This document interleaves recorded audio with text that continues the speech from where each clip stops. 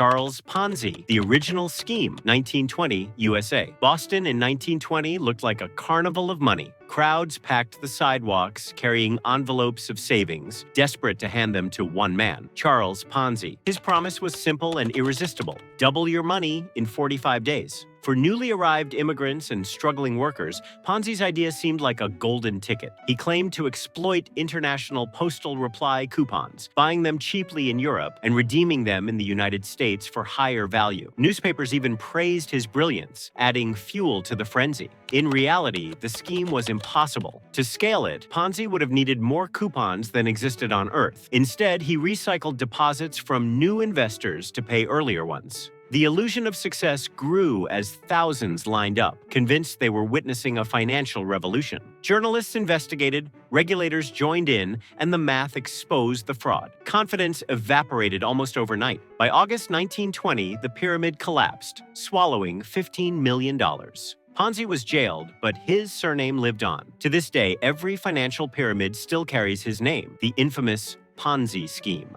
Robert Vesco and iOS, the Offshore Pyramid, 1960s to 1970s, global. Some pyramids glitter with spectacle, others hide behind polished respectability. Investors Overseas Services, or iOS, looked like a legitimate gateway to prosperity. Founded by Bernard Kornfeld in the 1960s, iOS sold offshore mutual funds to small savers across Europe and Latin America. Smart salesmen promised middle-class families dignity and access to global finance. At first, the firm seemed stable, but by the 1970s, Robert Vesco took control. He diverted hundreds of millions for himself, falsified performance, and used offshore secrecy to mask the looting. Brochures promised safety, while money quietly disappeared. When regulators probed and journalists exposed the fraud, Vesco fled the U.S. He lived in Costa Rica and later Cuba, enjoying wealth while avoiding trial. iOS collapsed, and $200 million vanished. Unlike many fraudsters, Vesco didn't end behind bars. He became a notorious fugitive, living decades in exile. His story showed that some pyramids don't just fall, they slip beyond the law.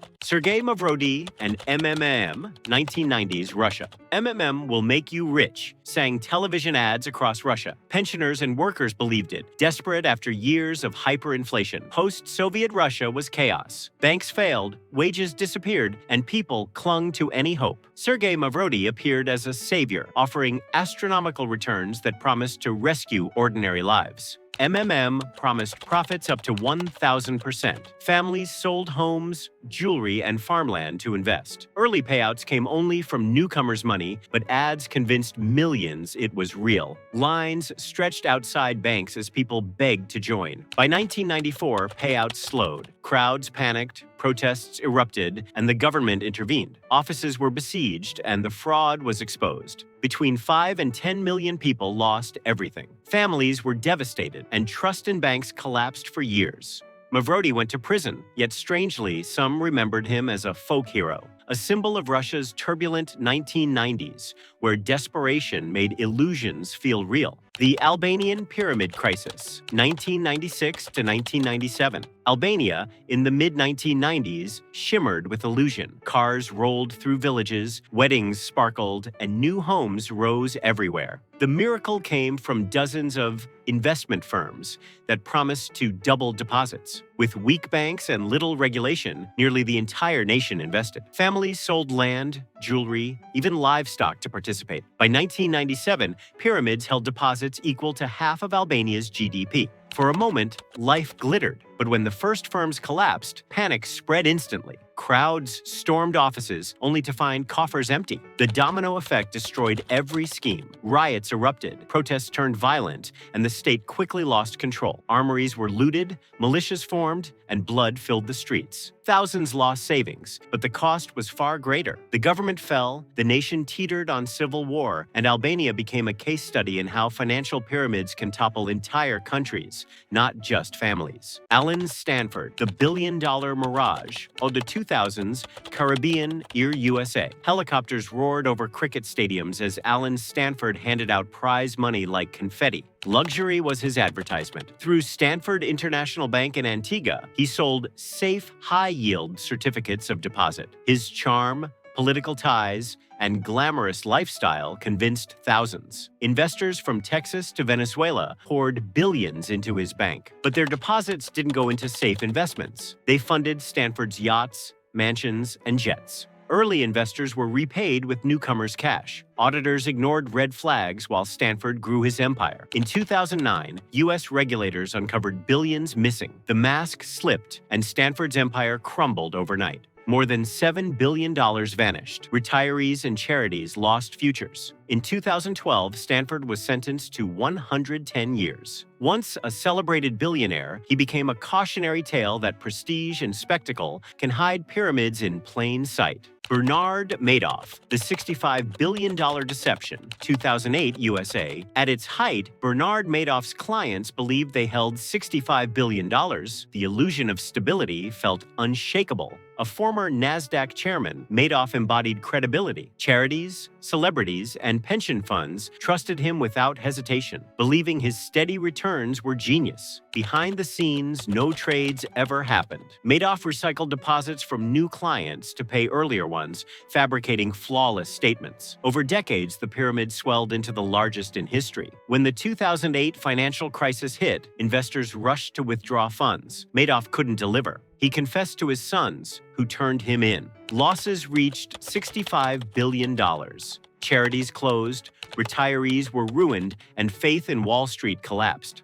In 2009, Madoff was sentenced to 150 years. He died in prison, remembered not as a financial genius, but as history's greatest con man, proof that reputation can be the sharpest weapon in fraud. OneCoin and the Cryptoqueen, 2014 to 2017 Global. In a packed arena, Ruja Ignatova swept onto the stage in a glittering red dress. OneCoin is the future of money, she proclaimed. Marketed as a Bitcoin killer, OneCoin lured millions worldwide. Glossy rallies, flashy ads, and charismatic leaders convinced ordinary people they were joining a financial revolution. Investors bought OneCoins, convinced they held blockchain-backed cryptocurrency. But no blockchain existed. It was only a private database controlled by insiders. The scheme raised more than $4 billion across continents. In 2017, as regulators closed in, Ignatova boarded a flight to Greece. She vanished without a trace. Millions lost their savings. Unlike most fraudsters,